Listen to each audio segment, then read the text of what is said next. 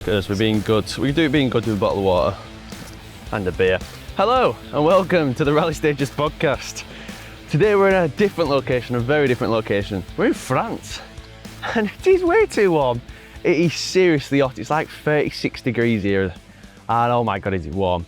And not just is it warm, there's a river like 20 metres that way.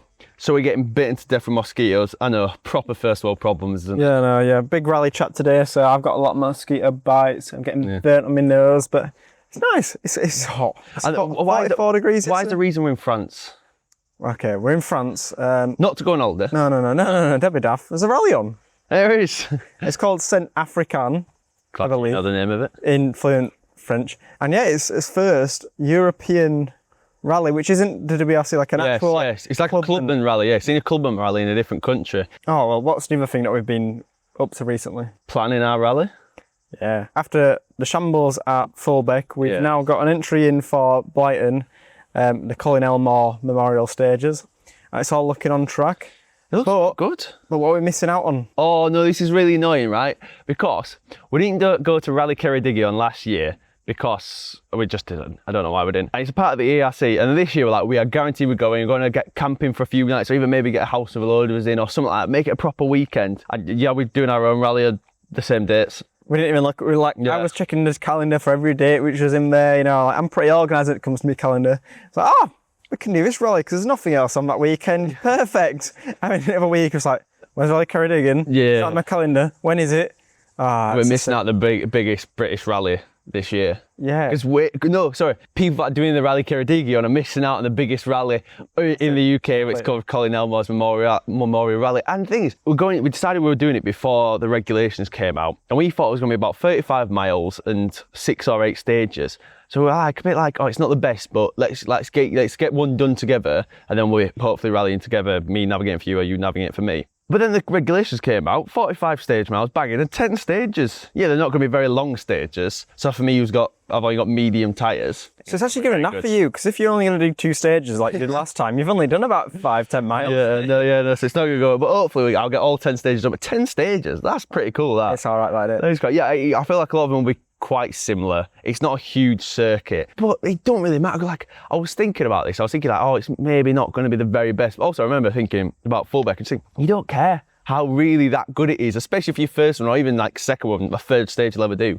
You don't actually care that much because just rallying for the first time is just very, very, very cool. So it's my first rally. I don't really care where it is. I'm just excited to get my little 205 and absolutely blitz it and beat my brother. I want to talk through our like cars and stats and stuff, and like the like almost odds on us either of us winning each other, which I think should be quite funny, because we've got an idea where the winner of this will get to drive Cadwell and the other person will navigate it, because we hopefully will get an opportunity to drive Cadwell. So if we do, who's going to be the driver? And whoever wins the rally is going to be the driver at Cadwell and the other person's going to navigate. I don't mind navigating because I've never done it before and it's cheaper. Yeah, we're both pretty chilled with it. Like we're going to be very competitive at Brighton, but we're not doing it to win this, because I'm down to navigate, you're down to navigate. Yeah. But we also probably would prefer to do the drive. Yeah, probably. Because Cadwell's like, Fulbeck and Colin Elmore's is down here, and that's like a little step up. Yeah. Because it's a much bigger circuit, there's loads of different layouts, it's quicker. Some good cars do it as well. Yeah, so there's some seriously good cars, at least last year there was. So we'll start off with horsepower. We're talking about our cars. Our cars, what are different to our cars? How much horsepower have you got? So I think it was 113. No, 113, yeah, about 112, 113, same here for me. Exactly. You've got the exact same power. And then let's go into the big thing. How much does yours weigh? I think if you had a bag of Walker's crisps and you had the Persian in the other hand, it'd be about the same. Yeah, yours I think weighs about 700 kilograms. I think it's 800, but yeah. 800 kilograms, yeah, with all fluids in and stuff. Mine weighs about 1.2 tons. Plus, how much do you weigh? So I'm a nice, lean, athletic 70 kg. I'm a nice, big, strong, I've got a bit of chub on me. So I weigh 90, 95-ish. Dad also weighs about 90 kilograms and he's navigating for me. Your dad don't weigh 90 kilograms. Sorry, 70 kilograms. It's very small. I might navigate, I don't want to shame you, James, but weighs about 90 kilograms as well. Yeah. So so not just is a car heavier, we're quite heavier as well. So that's another 40 kilograms extra on top. Yeah. So that's plus the difference there. So that's what, in total, that's 440? Yeah, about 400 kg, yeah. 450? Yeah, if not 450. Ooh. So there's a big power to weight difference. So if I lose, That's why. Let's get these excuses in now. No, let's go into things that may make me win. I've rallied before. I won't have the same amount of nerves. I know exactly what to expect from the car. Like, for example, the braking for me was, I braked on the first 2 stages way too early. Now I can actually get in. Probably not do it straight away perfect, but get into the groove a lot quicker. You've got super softs as softs, don't you? I think it's soft. I've got the, I can't remember the name now. Don't worry about it. X22s, I think it is. So yeah, I think they're soft or super soft. Yeah. So that, and because they're such small stages, that'll really, because they won't have to heat up quick. Get to warm up. Yeah, so yours will warm up probably really quick. I'm on mediums, I'm on track tyres. I've got some track tyres, I think on the rears I've got some softs. I don't quite know exactly what they are, but they're rallycross tyres. So I think they're going to be softs or super softs, but they're going to be on the back and they are quite worn, like really worn. So I think you've got the advantage of tyres. I'm almost tempted just to stick on the road tyres that come with the car. I just get some of the tyres. Because they cost loads. Yeah, I've already bought some. Tyres do cost loads. Yeah, so I think you've got advantage with tyres, but another advantage I think I've got is my car is so easy to drive. That Mini Cooper at least from Rally Car FIA, because I haven't driven any others, that Mini Cooper from Rally Car FIA is so easy to jump in and just go. That's the thing I think like I will have difficulty with. It's my first time rallying. I've not driven many cars really. I've driven a Seat IB for a Kia Rio and like Renault Clio, but we got whilst we're on holiday. A car Renault Clio, yeah, and a Renault, Fiat Panda Renault. Fiat Panda, yeah. But yeah, I've not really driven many cars. So like jumping from brand new, pretty new cars down to what is it, 1980s hatch. It might actually be a bit of a change to it, you know, the gear changes, the steering. Just how everything's laid out, because obviously everything kind of has improved with layouts and stuff. So you might just actually be completely off. But I thought that about the Mini. I thought, what's the clutch going to be like? What's the steering? I was overthinking everything. And I got in it, it felt comfortable. You'll know, I think, as soon as when you drive screw to there, and if you're like, oh yeah, I'm going to get along with this, or if you start stalling it instantly, then maybe not. But saying I stalled my car loads. So I do think I think we've both agreed that for the faster one, should be mine. And I've got the faster driver, so. Oh no, well, on a rally stage and on an auto solo, I am quicker. On the auto test, yeah, that's another thing we've been up to recently. We didn't do a grass auto test, auto solo. Oh, it's so fun. It was well fun. I mean, 15 quid. We're on like this little mission. If you've seen those videos, you'll know. But they are like trying to find the cheapest motorsport in the UK. Or they're on the cheapest and fun and good motorsport in the UK. So we did a navigational scatter rally. Then now we've done the grass auto solo. Just to prove it's quite hot where we are, the camera's actually just turned itself off because it was so hot. It's just decided, nah, 2-1 for me. I wish I could do that. I wish I got 2 I could be like, yeah, no, thanks, see you later. You did. You just go to bed. Yeah, but bed's bloody boiling here as well. I stopped complaining. We love the heat. Yeah, we love it. It's nice. We're just English. We like complaining. Anyway, what are we talking about? We're talking about scatters and... Well, we talk about the auto solo we did the other day and how I thought it was, I think it was just fun. I won't tell you who won, but the best driver out of the buffers won the auto solo. That's right, I agree with that. I do. I really agree with that statement. It's Oliver won. But watch the video of how I won. Well, I kind of went for a flat out and hit as many cones as I should, and I also ended up with a big cone mark down the side of the car. You didn't. You went for the more sensible, try and actually drive it and try and not hit the cones. Felt really good like nipping between the cones, but yeah, handbrake wasn't working quite well. Mine wasn't working really well. Yeah, mine wasn't working at all, so we ended up just taking ages around the tight hairpins, but then doing well in the little bits. Yeah. Yeah, Oliver won that, but you said at the end of that, all right, no need to brag. We'll see how it wins the rally. Well, you did say at the end of it, you preferred that to a scatter. Yeah, I prefer auto solo to a scatter because I've not really done that many handbrake turns officer. I haven't done any handbrake turns officer. I haven't done many of them in normal life. Even when I did my rally, I didn't do a single one there. There was no need for it. So just being able to basically just go completely sideways and make your car go completely sideways. It was just jokes. And also, I play a lot of dirt on the simulator, like Dirt Rally 2.1 simulator, and always trying to know what it does when it does go sideways. If you want to put more weight on the front, accelerate some more weight on the back, even though when you accelerated, it just span its wheels, not much weight transfer was happening. But it's kind of cool to put it all kind of into practice on a grassy field in the wet. The honours hunt for the cheapest motorsport, I preferred the scatter rally, just because you've got a navigator, you've got 2 hours out there, you're finding clues, and I feel like it's a longer time in the car, and you've got a bit of banter between your mates, you know, like messing up clues. I know what you mean, yeah. I think it's a bit funner from just 2 minutes out, come back, 2 minutes out, and you're just in one field. Even though, I'll be honest, they're both so fun. And what was scatter was £10, this was 15 quid.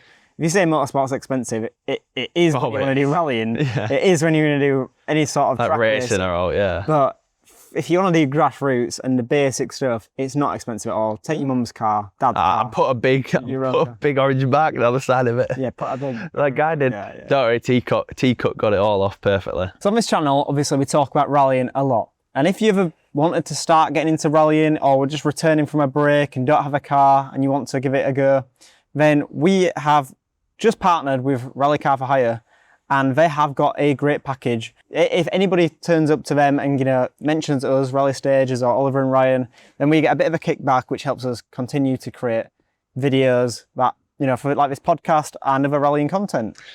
Yeah, I've used it before. They were very professional. There were loads of people there servicing for me, and it is pretty much the whole arrive and drive package. All you have to do is obviously get your license stuff, but turn up on the day, you go rallying, and then you leave. You don't have to do anything. I was sat in the morning just having a cup of coffee, looking at the car and watching them kind of work. I didn't have to do anything, and they are generally perfect for getting into rallying, or if you're returning from rallying. So yeah, let them know that we sent you, and yeah, have a go with them, because trust me, it is so fun rallying. Next topic for today is, if you were going to add 2 rallies to the WRC calendar, which 2 rallies would you add? Oh, 2 rallies to WRC calendar. I think I know it straight off the bat. Really? RAC. Yep. Bring back the RAC. That's amazing. One thing, it's in our country, and it was such a long. It is still such a long event. It brings in Wales, England, and Scotland. It's still one of the greatest rallies ever. Imagine seeing WRC cars doing that. I think that'd be awesome. Yep. Second one, Donegal. Donegal already gets 100,000 plus people going and watching. It's already such a huge rally. Why not bring WRC there and make it even better? It's obviously they've got the fans there. They've got the support there. The locals already love it. So why not make it even bigger and bring WRC back to Ireland as well? No, I completely agree. And you know what? I was actually going to go for the same thing pretty much. I wasn't going to go for RAC because it kind of, to me, that's a British rally, and it's always been like well, I mean, it's not always been, but it's kind of the best rally we have, I think. It covers along the biggest area. But I think if we kept that as like the British top tier and then had a new WRC one, and Richard Milliner said when we went to see him in Portugal, he said Newcastle for the home base, and then you've got Keighley, you've got the Lakes, you've got Track Rod, Yorkshire, you've got Scotland, the borders, you've got everything around you, and it's got still the airport to get things fly, the cars, the engineers, whatever in the port to bring cars in and everything else. So it's a perfect spot. So maybe I'd probably go for that if I was going to go for one and be a bit different. No, I like that. Ireland, I completely agree with, like, the Irish fans. I mean, the Irish rallies, like, how they've not had, like, a WRC event there recently. Like, yeah. Come on, like, they deserve one. I think you could do Donegal and Circuit of Ireland, because they're quite close to each other. Put them 2 together. It's Northern Irish Rally, yeah. Yeah, the Irish Rally, because you could have so much... there's so much good stages around there. The fans are all there for it. You got one of the oldest rallies in the world is Circuit of Ireland, plus one of the biggest non-professional rallies in Donegal put together. I think that'd be absolutely amazing. I think that would be a class one. You know what? I'd be happy if we did that over bring it back to GB. I know what you mean, always, like, yeah. I love GB, but like we did have one recently. We had Wales. Like, it would be great to go there, and it's still close. It's on us doorstep pretty much. So the other place I'd like to take it's Northern America. Because currently, we've got Europe filled, we've got Asia with the Japan one, with South America, and we've got Saudi Arabia from the Middle East, we've got South America, Chile, Uruguay this year. What we don't have is North America. And the obvious choice, I think, would be America, New England, US of A. USA, yeah. But now I was thinking somewhere north of the border in Canada, like either Toronto or over in Vancouver, where they've still got a port for the transport to get there. You can get ships in for the Great Lakes, Toronto, or just from the sea. I don't know about shipping lanes. The Pacific, but easy access, airports, blah, blah, but also some great scenery, some great trails. Like, if you go up to Whistler, where, there's mountain biking and skiing and stuff, big mountains. There's already enough accommodation up there, isn't there? And so much transportation and stuff, like, roads-wise and networks. Like, I think something up there would be mental. And you'd also get, if you're in towards spring or winter, you can have snow or... Well, even in summer, it wouldn't be a boiling hot rally. It'd be more like a Finland where, yes, even though this year it was very warm, but it's not normally 30 odd degrees or normally 25. It's something about the 20 or high teens. So yeah, you could even have just a cooler gravel rally with hopefully a mix of maybe a bit of rain. 'Cause after WRC GB's gone, So much rain, is there? There's no rain really. I mean, I want to see what Uruguay's like, but that's not far off now, is it? So that's could still be sunny. I think it still will. Oh no, because that's Southern Hemisphere. Maybe that will be. Yeah. It's winter time then, isn't it? Yeah. I would like to see something North America. Yeah, I mean, I'd be down to see America. There's a lot of consumers there who like sports and they're already into rallying, so it would be a good choice. But they could get the pickup trucks out. Yeah. Put a cage in the back. For Canada, you've got the same. You can get American fans across the border, or they can fly in, with a pretty easy flight, and then it'd add something new to the calendar. So I'd love to see it up there. I like them. I like all 4 of them suggestions. I think they could all be definitely put on the calendar, and I hope they do get put on the calendar sometime soon. Out of them ones, actually, it's hard to choose. I've got Ireland, a Newcastle, Ireland, or I want RAC back. RAC back. Because at the end of the season, RAC would be so perfect because it's such a long rally, so many miles. You don't actually know who's going to finish. So they could be there could be like one person 20 points ahead and thinking, oh yeah, they've got if it was a normal rally, they're guaranteed to win. But in RAC, it's really unlikely that they probably won't win. So I think RAC is the final rally of the year would just be perfect. I guess it just depends on, the standardisation and stuff and, WRC. Do you want them to be similar lengths? Do you want them to be here? Do we want them near a port so they can ship stuff in? Like, all these things add up, which is why I think Newcastle one's a good shot. Yeah. But yeah, I think all of them would be amazing to see in the calendar. Maybe they will. They changed it up. They went from Chile to Uruguay. They've added Saudi Arabia, Yeah, but I wonder why they've added Saudi Arabia. I don't know. They're not rich. I think it's maybe the spectators. Yeah. Or is it all the money? It's a history. Sorry, it's the history of WRC there. Anyway, as I talked about, if you've not heard already, you definitely have. We're doing his first rally. But one thing that kind of got us not confused, but kind of like annoyed, I'd say. a bit miffed actually. Yeah. Like, how much gear you need to get into rallying? And obviously you need a helmet, you need a hands device. These are all good things to have. Suit and all that. But the years on them and the safety standards, it's making it quite a painful thing. It is, because it's not like it's mandatory around the world. It's not like it's mandatory across all racing platforms or rallycross or anything. It just seems to be rallying. For example, seats 5 years, harnesses 5 years and stuff like that. But some people only do an event a year in it. So you're spending $1,000 or more for 5 events. It's £200 an event. Yeah. Just on seats and harnesses. And then you've got helmet, and then you've got hands device at fair. None of them are gone out of date yet, so that's not too bad. Racing suit, again, I think there's a certain, we don't know all the ins and outs of it all, but we do know is it's expensive just to do an event a year or two events. So for an example, we're probably, it's just starting now. I'm doing my first rally soon, but hopefully it'll be like 1 or 2 or maybe 3 events a year. But nothing ridiculous. But so we were doing buy gear. So we were a helmet that's setting you back £600-700. Yeah, a lot of money. Then you've got your hands device. What is it? 200-300 to a couple £100. Yeah. And then you've got your seat, which is suit 300 new, you can go up to 600 or something. Yeah, you could go up to thousands. Yeah. The point is, it's very expensive, and we're like, so do we buy them? Do we not? So we've ended up, we know a few people in rallying, luckily enough. So we've gone off and asked people, and when scraped together, we bought one suit. Yeah. And the rest of it we borrowed: hands devices, helmets, everything. This is without any of the additional stuff, gloves, shoes, if you wanted them. But so we don't, and we don't have a car either, so we don't have to do the seats, we don't have to do the belts, none of that, or extinguishers or anything. We just need to do literally the bare minimum. But it's expensive to hire. We have to find them. How is this helping people get into the sport? Yeah, it'll kill the sport. Everyone knows rallying ain't cheap, but you can also help it a little bit to try and get your normal average day person to be able to do it like us. But we can actually still do it, not every other year having to replace a different kit and a different thing next year and extinguish the year after. And I want to know why. Because they don't do it in Ireland. Most racing you don't do it in. So why is Motorsport UK decided, I tell you what, we'll copy the exact thing that the FIA says. And to a certain degree, I agree with the safety should be the first thing. We all know horror stories of rallying, and we don't want that to repeat. So the safer it can be, the better. When you're in a single venue rally, you've still got to continue by the same rules as what you do for doing the BRC. I know. So it's like we're doing the World Rally Championship, the World Rally Championship, or us at Fullbeck or Blighton. So in Greece, rallying at the side of a cliff, you have to do the exact same at Fullbeck, where you've got about 1,000 meters of runoff everywhere.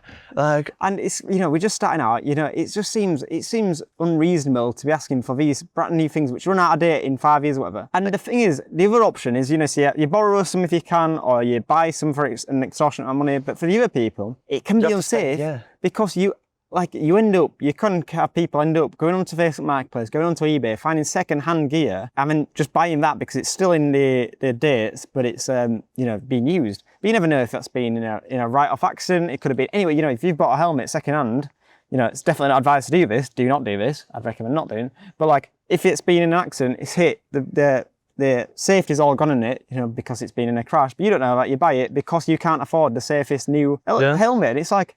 That's ridiculous, and all you want to do is a single venue rally.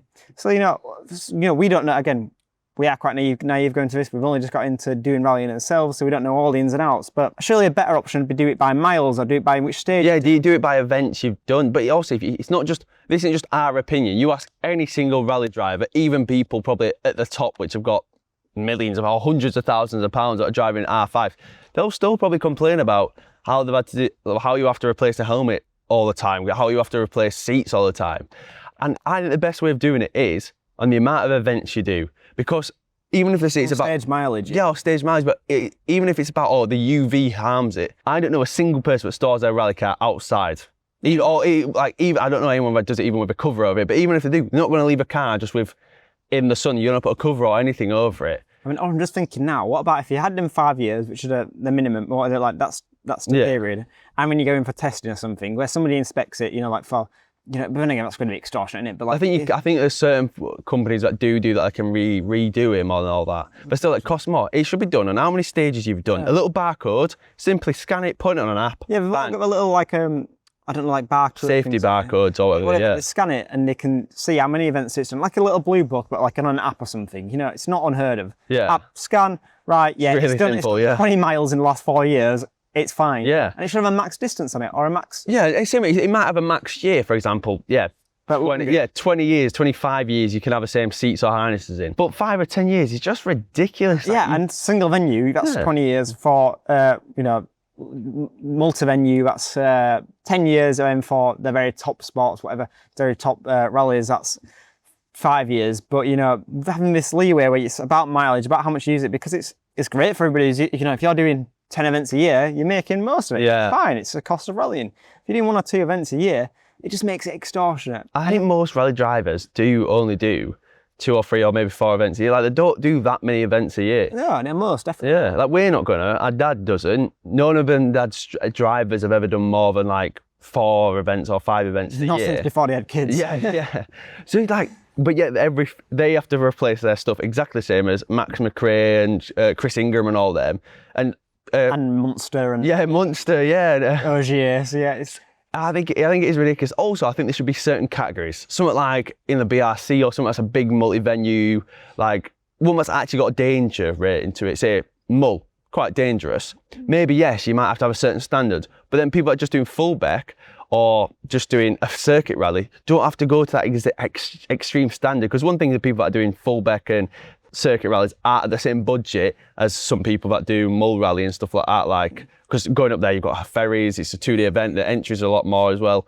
So they may be more likely to say, yeah, I'll pay a little bit more towards the gear. Whole everything they've got just to go do Mull every year. It's still like, I think there's swings around about so many different ways. I just think the version of the safety regulations we have in the UK is just too expensive. Something that I think, another thing that was highlighted to us recently is like, nobody gets told about these rules. You have to go finding them. You have to, for the new regulations that come out, you have to go onto the Motorsport UK website, find it, and then look at it, and it goes, oh, look, this is a new rule that's, out for consideration or whatever it is. And one that's really hard to find. It should be sent to everybody just by, email newsletter. Yeah. Here you partake in rallying. You've got a license to do rallying. Therefore, you get this regulation, which is out for people to vote on or, voice disagreements or agreements with. Because at the moment, it's really hard to find. Why is it so expensive? Why is it so hard to get into this sport? And also, where is it? Like, I would like to see proper full-blown evidence. Is this man stores his car in a garage for 360 days a year? So tell me how that is damaging his seat belts and his seat compared to, like, can't just say, oh yeah, the manufacturer thinks that it should be this. So we're gonna. It's not even that. It's where's the evidence? Pointing out to us is like, it just says. It was, I don't know what the phrasing was, but it's the feeling or something, wasn't it? It was like our feelings are. Our our opinion is that this needs updating. It's like, our opinion? What do you mean? Every single thing in motorsport is documented quite widely. Entries, who overtook who, how old the cars are, how old the seats are, everything's like there. Yeah. So when you go, we have this opinion that seats need to be replaced every 5 years, instead go, actually, we know because of the crash data from these 7 cars over the last 100 events, last 100 crashes, 7 of these injuries were due to seats being worn. So my theory, and it's only a theory, and this is not factual in any way possible at all, but my idea is that I think the MSA is so scared of being liable for something, like in a court of law or whatever. So if, say, someone did have a big crash and broke their arm or broke their leg or worse, that then they'd be like, well, the MSA said that this seat was safe, but obviously it wasn't because the seat collapsed. So then they'd be liable for that, which I just think is sign a waiver or something. But in this way, they get away with it because they can go, well, no, actually the FIA said this, and the manufacturers. Yeah, the manufacturers are saying this is how long it should last. Rather than it's on MSA, which I kind of, in the UK we are quite a rules. It's very rules. It's very like we can't build HST without that's being a back cave being put up. But so it is. We are very like odds to the rule, and we take this stuff sort of stuff seriously. So like. I kind of see that point of view, but the other thing I thought of is like, if you had, if it was, 20 years from when you get your suit or your helmet or whatever it is, then when would and rallying's not a massive sport, it's big, but it's not as big as any, footballs, rugby's, whatever, anything else. Like, where are they going to make the money? The manufacturers of this equipment going to make the money? So like, obviously it benefits them to have a 5-year term, because it's like every, that's continuous money coming in. So, it could be led by them, a bit of lobbying, to MSA, just be like, this is what we think, but maybe the safety is a bit biased. Well, it's going to be based off manufacturing. What manufacturers recommend is 5 years or whatever. And they're obviously going to put it. Yeah, they'll put it lower because then you get more money. In theory, this is just an idea. We are not saying this is facts at all. No, it's not facts at all. And it's not. We have very neutral sport. We are naive in it all, but like at the same side, we just love to see something change a bit so that you can get into rallying a bit easier. Because I think everything we kind of do in this channel and through those other sides of the business is kind of, we just want to get people into rallying, people in, especially young people, but people in general into the sport we love. And it's really hard to do so when you go, oh, come join us, but it's going to cost you about 14 grand this year. Come buy a cheap car, but you only need new seats, new belts, new helmet, everything. Exactly. It's like the alternative is you buy a really expensive car, all the new kit, or, you get a cheap. Yeah, but you'll still need to buy thousands of pounds worth of seats, belts, and all your gear. So, yeah, it's just a really hard thing to say, get into the sport when it's so expensive. And I think I'd love to see something change a bit, whether it's free technology, apps, scanning, whatever. Through the way they judge it, how many events you do. Yeah. With a max year of 20 years or something, but how many events you actually do, because you can't get wearing a seat if you're not signing the seat. Like, I do think the year-wise is just ridiculous for the average rallyer. Maybe give more power to scrutineers to be like, like this, you'll know when your seats, if you start getting cuts in it and, wear marks or UVs taking the colour off it, like probably time for a new seat. Like, obviously it's time for a new seat at that point. They shouldn't be getting to that point, but like scrutineers should have the power to like, okay, that is getting too far. Maybe you put a little mark in your logbook event or whatever. Next person sees it, that's it. And it's so simple too, because you could create an app, and the app would actually help. See if someone's got, for example, something slightly wrong on the bodywork, but they let you go through anyway. You put that in the app, and then you say it has to be fixed for the next event. Next time they can bring up this app and see, oh, look at this, your bodywork wasn't done. Your bodywork's still not done, mate. Like this was told it had to be done. A bit like that'd help with that. A bit like the passport, whatever it's given now, but like an app form. But also you can have you can even track your mileage. But also, say you've got a helmet. The helmet's been used in a crash. Obviously, it has to be registered there and then because the car's in a crash, helmet's registered on it. Then the next somebody goes to buy that helmet, they put in the code on the app, helmet's in fit condition, or helmet's been involved in a big crash, buy at your own risk. Like, it's not a million, you can probably pay a developer 10k to make this. Like, it doesn't have to be a massive deal. Yeah, it saves the rally fan thousands. Probably it saves thousands of rally fans thousands of pounds. Exactly. And it's more people into rallying, which will buy more kit and buy more stuff and buy more cars, which will make. In the long term, it'd be actually a lot better for the manufacturers. And the sport, And the sport, And this is also kind of one of the reasons why we're not jumping straight in and buying a car. Like, especially not you, because there's no point buying a car when you've got so much to fix. And as soon as you buy it, it's just going out of date and out of date and out of date and out of date. Until I'm doing 5 odd rallies a year, there's no point getting a car because we can hire one from Rally Car for Hire. And we get that for, a couple of grand all in. We've got all this equipment in that, everything's good to go. And then you do that a few times a year. Yeah, it might add up to, what, £6,000 if you do 3 events or something, whatever it is. But you don't have to buy a car, you don't have to fix a car, you don't have to get all this new equipment, you don't have to hire stuff, whatever it is. Like, you're saving money when you're only doing a few events. When you get onto big events. So again, go to Rally Car to hire.